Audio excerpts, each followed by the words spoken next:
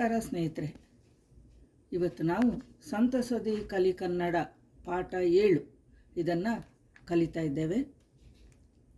ನಿನ್ನೆ ವೃಷ್ಟಿ ಜವಮಬನದ 2 ಅಕ್ಷರಗಳ ಪದಗಳನ್ನು ಕಲಿತಿದ್ದಾಳೆ.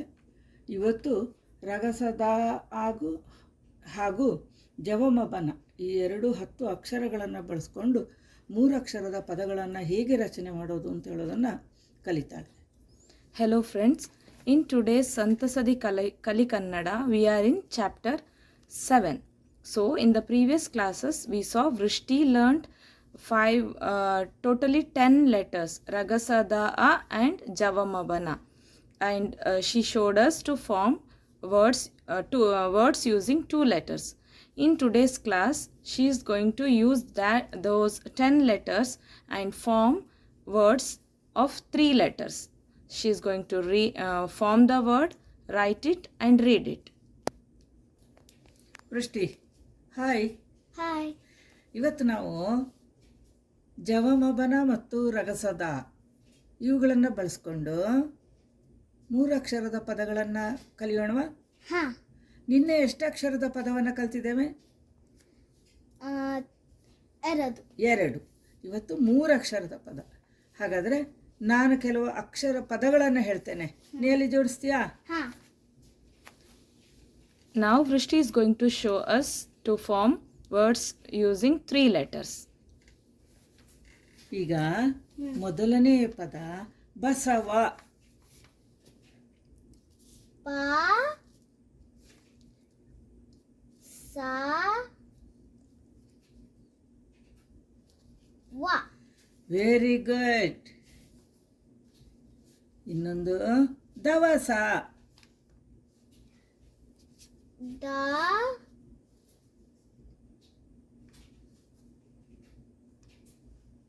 ವ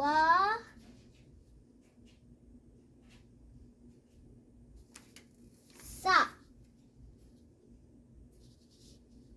ವೆರಿ ಗುಡ್. ಗಮನ. ಗ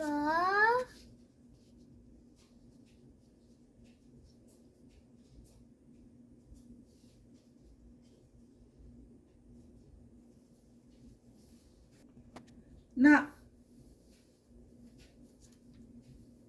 ನ. ಇನ್ನೊಂದು ಜನರ.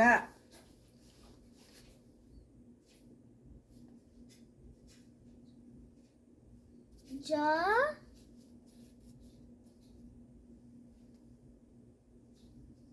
ನ ರ. Very good. ಈಗ ಒಂದ್ಸಲ ಓದ್ಬೋದಾ? ಹಾಂ.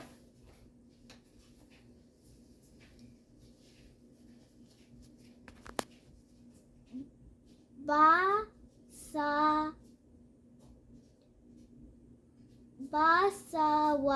ಬಸವ. Very good. ದವಸ. ದವಸ. Very good.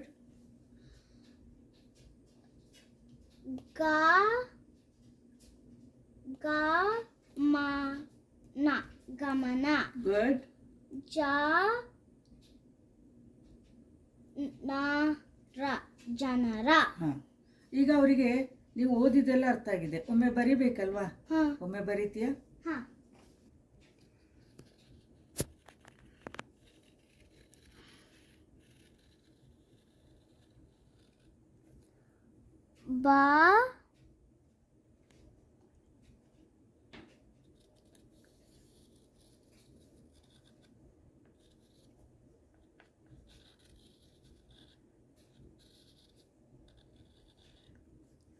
ಬಸ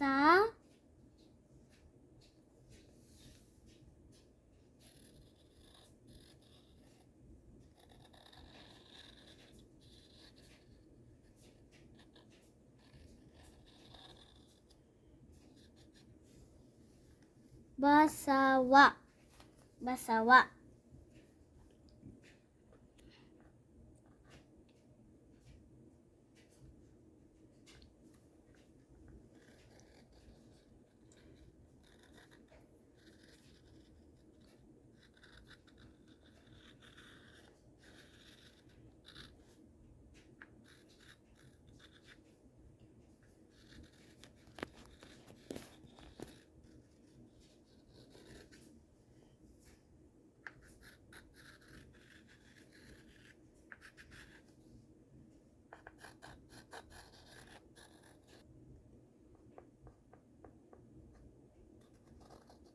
wa,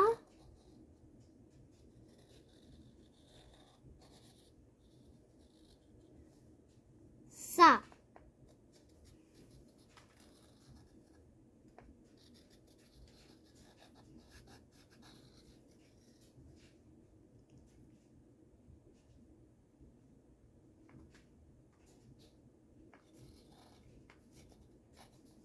dawasa,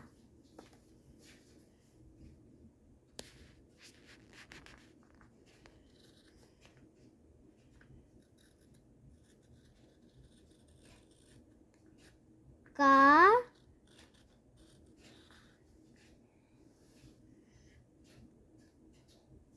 ma,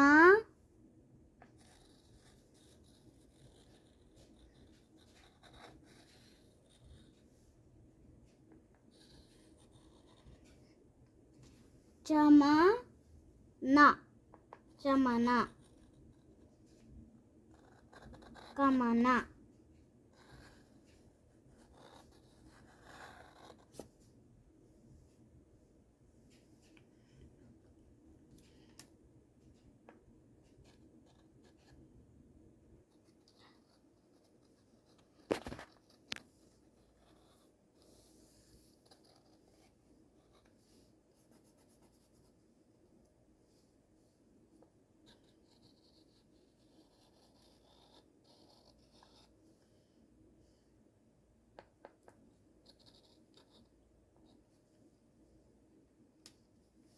ja,